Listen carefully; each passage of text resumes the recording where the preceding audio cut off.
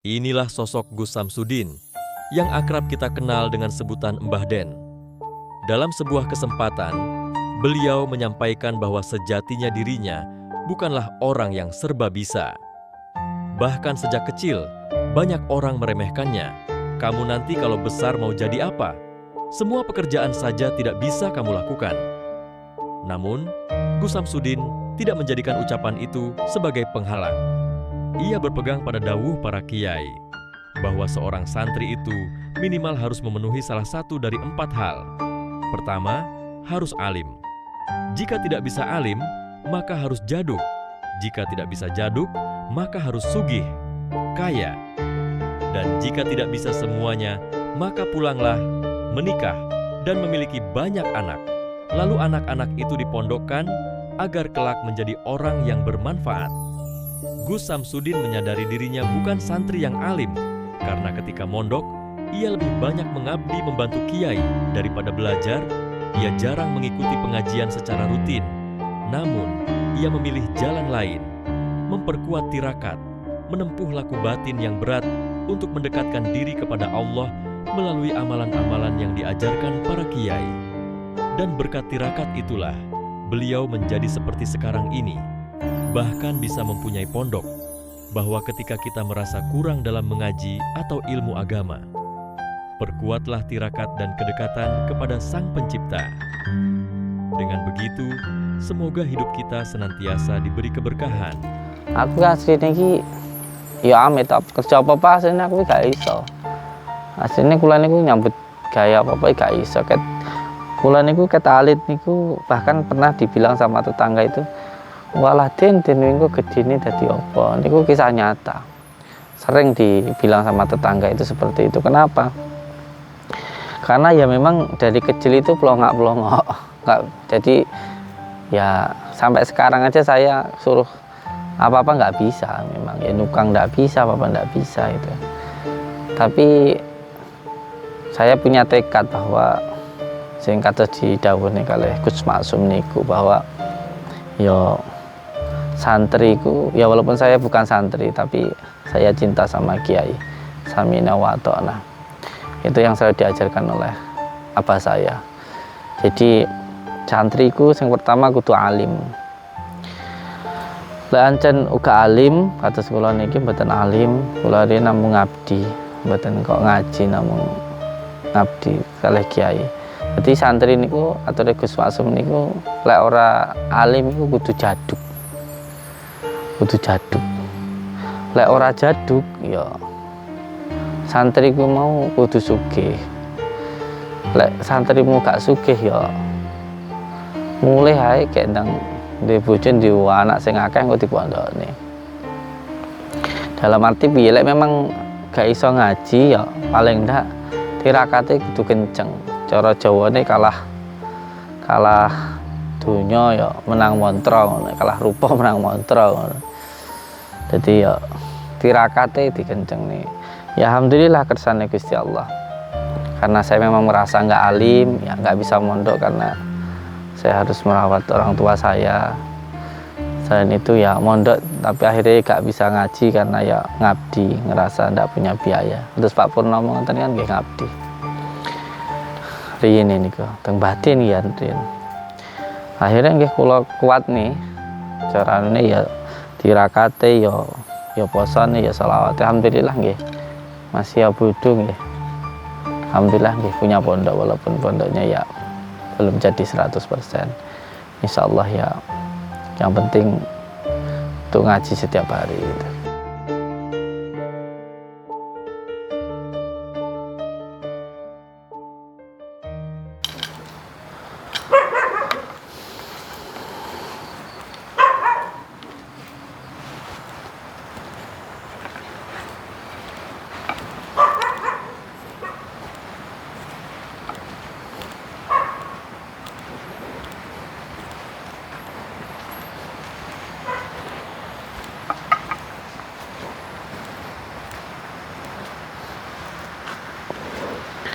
Bismillahirrahmanirrahim. Wa barik ala sayyidina Muhammad asma'.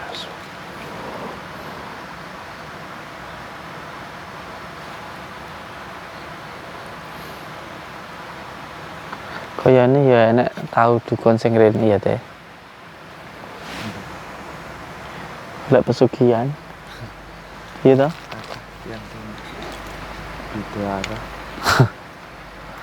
Iya aku ngrasakne ngono. Tahu enek sing rene golek pesugihan. Padahal menurut aku lek pengen mulia kudu gelem rekoso. Ora ono ceritane sak ujug-ujug langsung sugih ngoten niku mboten wonten. Wong iki pengen mulia ya kudu gelem rekoso.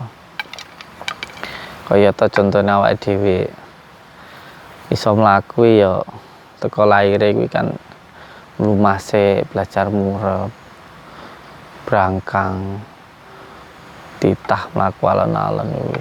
Dadi ngono iki ngajarne ning awake dhewe ben awake dhewe kuwi mau sembarang kuwi mau ya kudu tetep nganggo ikhtiar, nganggo usaha.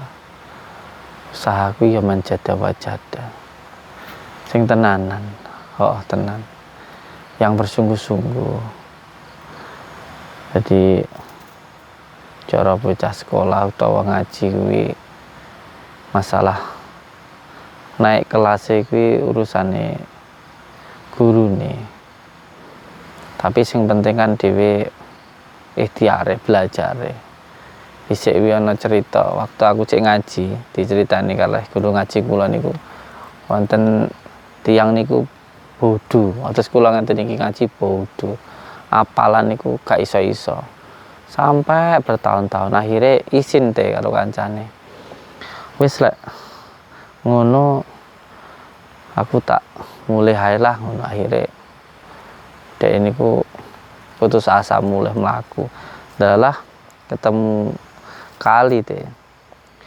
Kali niku wonten air terjune. Mandhap teng mriku niku mender riyen, mandeg meneng. Lah terus kersane Gusti Allah niku bocah niku ningali watu niku bolong teh. Bolong. Nah, ketika dilihat batu yang dekok yang berlubang itu karena kena air terus lama-lama dekok. Akhirnya kersane Gusti Allah niku pikirane dibuka wong watu sing atas saya kena banyu titik-titik wis iso malih dekok apa meneh awake dhewe menungso gelem belajar tenanan insyaallah ya panggah iso. Akhirnya nggih ngoten niku balik malih teng pondok. Terus akhirnya belajar niku alhamdulillah niku dadi syekh niku teh. Dadi wali. Kesane Gusti Allah niku saged dadi kiai niku. Kula nggih ngoten teh. Aku asline iki ya amit kerja apa-apa asline aku gak iso. Asline kula niku nyambut gaya apa-apa gak iso. Kula niku ket alit niku bahkan pernah dibilang sama tetangga itu, "Walah Den minggu gedene dadi apa?" Niku kisah nyata. Sering dibilang sama tetangga itu seperti itu. Kenapa? Karena ya memang dari kecil itu pelongak-pelongok. Jadi ya sampai sekarang aja saya suruh apa-apa nggak bisa memang. Ya nukang nggak bisa, apa-apa nggak bisa gitu.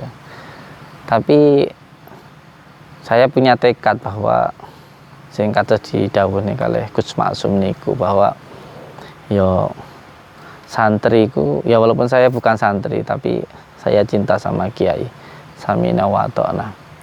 Itu yang selalu diajarkan oleh abah saya. Jadi santriku yang pertama kudu alim. Lek ancen uga alim, kados kula niki mboten alim, kula rene namung ngabdi, mboten kok ngaji namung ngabdi kalih kiai. Jadi santri niku ature Gus Maksum niku lek ora alim niku kudu jaduk. Kudu jaduk. Lek ora jaduk ya santri ku mau kudu sugih. Lek santrimu gak sugih ya mulai hae gek ndang duwe bojo duwe anak sing akeh engko dipondokne. Dalam arti piye lek memang gak iso ngaji ya paling ndak tirakate kudu kenceng. Cara Jawane kalah donya ya menang mantra ngono, kalah rupa menang mantra ngono. Dadi ya tirakate dikencengne. Ya alhamdulillah kersane Gusti Allah. Karena saya memang merasa nggak alim, ya nggak bisa mondok karena saya harus merawat orang tua saya. Selain itu ya mondok, tapi akhirnya nggak bisa ngaji karena ya ngabdi, ngerasa nggak punya biaya. Terus Pak Purnomo ngeten kan nggih ngabdi. Riyin ini kok, teng batin ya Riyin. Akhirnya nggih kula kuat nih, carane ya tirakate ya posone ya selawat. Alhamdulillah nggih. Masih abudu nggih. Alhamdulillah nggih punya pondok walaupun pondoknya ya belum jadi 100%. Insyaallah ya yang penting untuk ngaji setiap hari gitu. Oke, sekarang kita mau ke Linggoyoni, ke Om Yang Jimbi. Ini malam Selasa ya. Saya ingat dulu saya nonton videonya karena nggak tahu gimana ceritanya waktu ke tempat Teguh Sandi. Saya pernah bilang sama Pak Rete bahwa intinya ya malam Selasa diusahakan untuk datang ke pinggir sungai. Mungkin pinggir sungai yang dimaksud ya salah satunya di sini. Mungkin juga ada di Jawinangun sana juga ada. Tapi yang penting di pinggir sungai lah.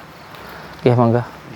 Nah di pinggir sungai itu banyak sekali ilmunya, banyak sekali manfaatnya. Terutama untuk para spiritual deh. Karena orang yang suka membantu orang lain, terutama dalam bidang spiritual itu, kita itu bisa terdampak karma dari mereka yang kita bantu deh. Maksudnya karma niku, tiang niku kan kata punya dharma masing-masing teh, punya kehidupan masing-masing, proses. Kayak seumpamane tiang sakit, yang kena musibah atau masalah niku kan sebenarnya proses dalam kehidupannya toh teh. Kehidupan mereka yang harus mereka jalani biar mereka itu belajar dengan kehidupan itu. Dari masalah-masalah itu mereka supaya belajar. Nah, ketika kita membantu orang yang sedang berproses, itu kalau mereka nggak benar-benar minta tolong ke kita, terus kita itu menolong mereka, itu dampaknya bisa ke diri kita deh. Makanya banyak orang spiritual itu yang kadang-kadang ada yang stroke, ada yang mohon maaf rumah tangganya berantakan. Itu karena terkena dari karmanya itu, dari dharmanya, dari proses yang harusnya mereka jalani, tetapi kita mengentaskan mereka. Contoh gini, cah cilik wes dicemplungin ning kali ben iso berenang, karena kehidupan di depan banyak masalah gitu. Omane ngarepe kok banjir banyu gede, biar pinter-pinter renang. Nah, kan kalap kan supaya mereka itu bisa belajar berenang. Nah, kita belum sampai mereka belajar untuk berenang, kita sudah ngangkat. Nah, itu bahaya sebenarnya. Karena nanti kalau kedepannya nanti ada banjir bandang, mereka nggak bisa berenang. Nah, seperti juga kehidupan ini. Tetapi beda masalahnya ketika mereka sudah mau mati lah, intinya mereka sudah lelep minta tolong gitu. Ya harus kita tolong, kalau nggak kita tolong ya dosa. Jadi yang terpenting bahwa mereka itu minta tolongnya sungguh-sungguh loh teh. Minta tolongnya sungguh-sungguh, terus nanti kita arahkan.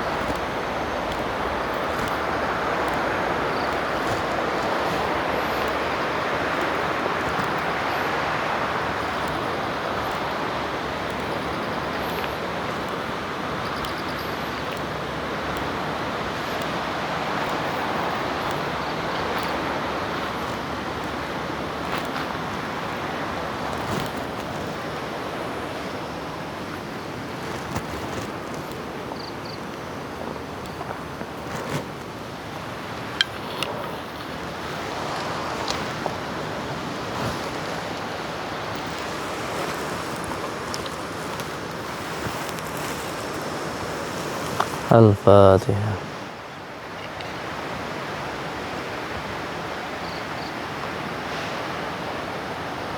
Al-Fatihah.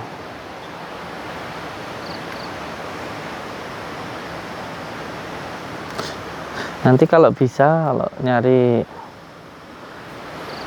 kontrakan buat saya nggak usah di kota teh, di rumah aja, kayak contohnya kayak gitu kan, itu di kampung teh, itu aja enak, nggak perlu di kota, kampung-kampung aja nggak apa-apa.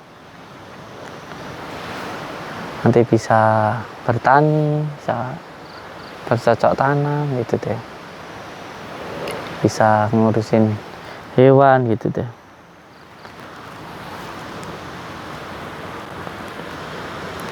Al-Fatihah.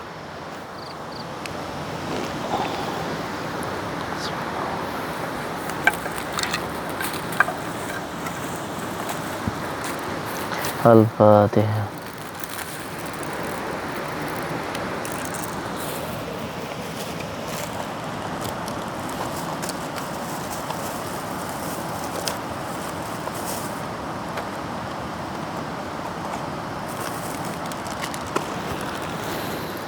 Allahumma sholli ala Muhammad ya Rabbi sholli alaihi wa sallim.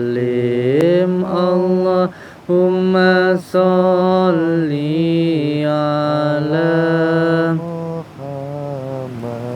ya Rabbi sholli alaihi wa sallim. Al-Fatihah.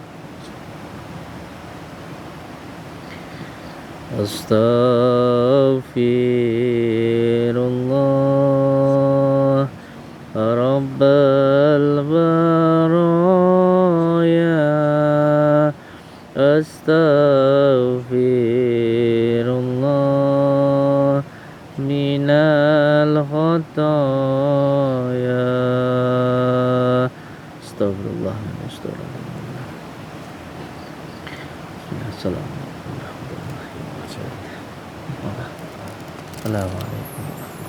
Assalamualaikum. Asyhadu an la ilaha illallah. Asyhadu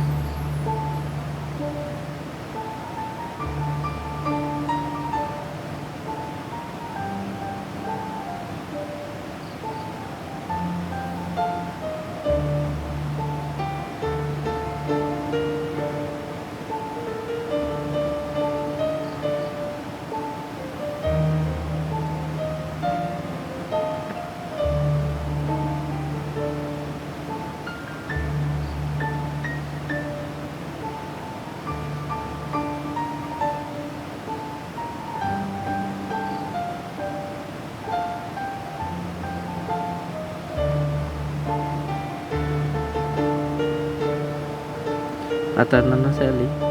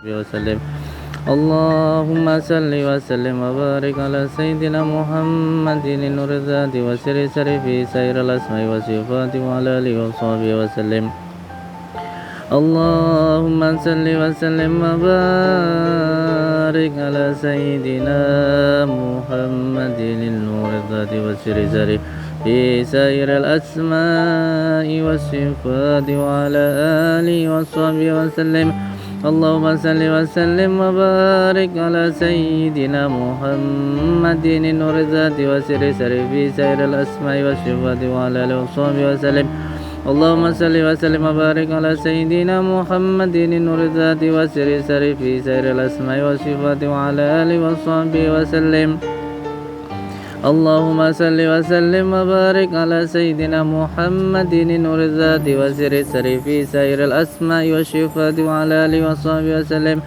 اللهم صل وسلم وبارك على سيدنا محمد نور الذات وسر في سائر الأسماء والصفات وعلى آله وصحبه وسلم اللهم صل وسلم وبارك على سيدنا محمد نور الذات وسر في سائر الأسماء والصفات وعلى آله وصحبه وسلم اللهم صل وسلم وبارك على سيدنا محمد نور الذات وسر في سائر الأسماء والصفات وعلى آله وصحبه وسلم اللهم صل وسلم وبارك على سيدنا محمد نور الذات وسر في سائر الأسماء والصفات وعلى آله وصحبه وسلم اللهم صل وسلم وبارك على سيدنا محمد نور الذات وسر في سائر الأسماء والصفات وعلى آله وصحبه وسلم اللهم صل وسلم وبارك على سيدنا محمد نور الذات وسر في سائر الأسماء والصفات وعلى آله وصحبه وسلم اللهم صل وسلم وبارك على سيدنا محمد نور الذات وسر في سائر الأسماء والصفات وعلى آله وصحبه وسلم الفاتحة أعوذ بالله من الشيطان الرجيم بسم الله الرحمن الرحيم بسم الله الرحمن الرحيم بسم الله الرحمن الرحيم لا إله إلا الله والله بسم الله الرحمن الرحيم بسم الله الرحمن الرحيم بسم الله الرحمن الرحيم قل أعوذ برب الفلق من شر النفاثات في العقد Ya, assalamualaikum warahmatullahi ta'ala wabarakatuh. Bismillah, alhamdulillah, alhamdulillah wa syukurillah wa ni'matillah wa la khawla wa la quwata illa billah, amma ba'd.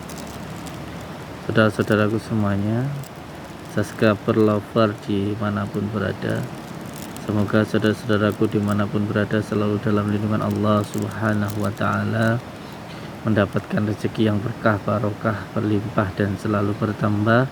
Bisa untuk beribadah, bisa untuk pergi ke Mekah, ke Madinah, dan keluarga panjenengan semuanya sakinah, mawaddah, warahmah, mendapatkan keturunan yang soleh dan soleha. Amin ya rabbal alamin. Alhamdulillah, di kesempatan malam hari yang berbahagia ini kita semuanya bisa bersilaturahmi, bertatap muka. Semoga kita bisa doa, saling mendoakan dan menjadi saudara, seduluran selawas yang welase Gusti Allah. Amin ya rabbal alamin.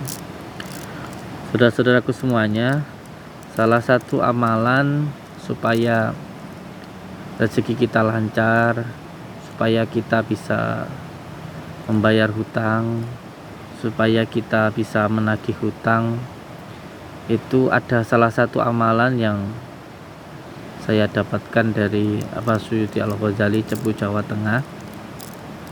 Amalan ini sudah saya amalkan dan insya Allah sudah saya rasakan, sehingga saya berani untuk mengijazahkan. Jadi insya Allah setiap kali saya mengijazahkan sebuah amalan itu, saya sudah mengamalkan dulu. Alhamdulillah saya dulu banyak hutangnya, karena ketika saya datang di tanah Jawa ini, karena saya lahir di Lampung dan istri saya juga lahir di Lampung, kita juga dari keluarga yang tidak punya, kita menikah hanya modal niat nekat saja. Dan alhamdulillah setelah menikah selesai 1 minggu, kita langsung berangkat ke Jawa.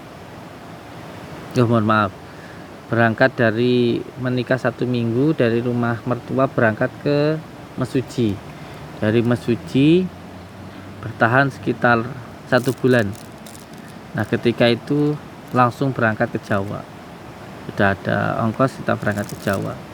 Dan kita dari Lampung ke Jawa itu tidak bawa modal apa-apa kecuali hanya badan saja. Sehingga ketika itu alhamdulillah kita sampai di Blitar. Pertama numpang dulu di rumah kakak saya. Beliau sudah meninggal dunia.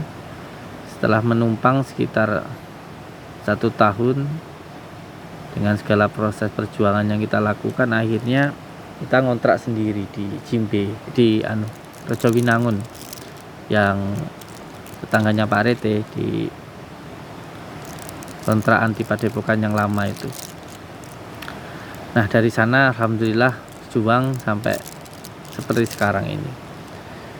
Nah karena waktu itu belum ada modal, jadi kita modalnya hanya kepercayaan dari masyarakat, terutama dari bos saya.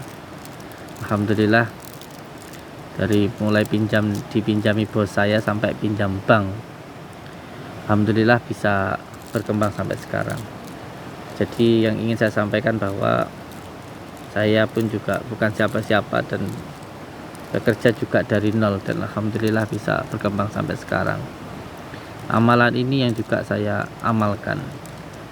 Jadi ketika panjenengan tidak punya apa-apa, tidak usah minder, karena kita tidak tahu bagaimana masa depan kita, tapi kita punya Gusti Allah yang Maha Kaya. Nah salah satu amalan supaya cepat kaya, amalannya seperti ini. Yang pertama, bangun ketika malam, kalau bisa lewat jam 12 atau bahkan boleh jam 12. Nah setelah bangun, usahakan untuk duduk di tempat terbuka seperti ini, langsung duduk di tanah dan duduk di bawah langit. Jadi tidak ada penghalang antara diri kita dan langit. Setelah itu membaca amalannya, Ya Hayyu Ya Qayyum bi rahmatika astagis. Itu dibaca 1000 kali. Jadi untuk saudaraku yang mungkin kesulitan dalam hal keuangan atau sedang berjuang, kita tidak perlu berkecil hati karena kita punya Allah yang Maha Kaya. Jadi yang pertama, kita harus selalu semangat di dalam bekerja. Dan yang kedua, kita baik kepada istri kita, karena kebanyakan orang susah dalam ekonominya itu karena kasar atau tolim, jahat kepada istrinya. Dan yang ketiga, mengamalkan sholawat. Yang keempat, menjaga sholat. Dan yang kelima, amalkan amalan yang tadi saya ijazahkan. Semoga itu semuanya bisa bermanfaat untuk panjenengan semuanya. Amin. Untuk subscriber lover saya. Dan alhamdulillah malam ini kita berada di sini. Semoga kita semuanya bisa saling silaturahmi, bisa saling mendoakan, dan bisa saling mendukung, sekaligus bisa memberikan manfaat untuk panjenengan semuanya. Sekali lagi saya ucapkan terima kasih. Selalu berpegang teguh kepada tali Allah, jalankan sholat, amalkan sholawat, berbakti kepada orang tua, baik kepada sesama, dan cinta kepada negara. Assalamualaikum warahmatullahi ta'ala wabarakatuh. Allahumma salli wa sallim. Allahumma salli ala Muhammad.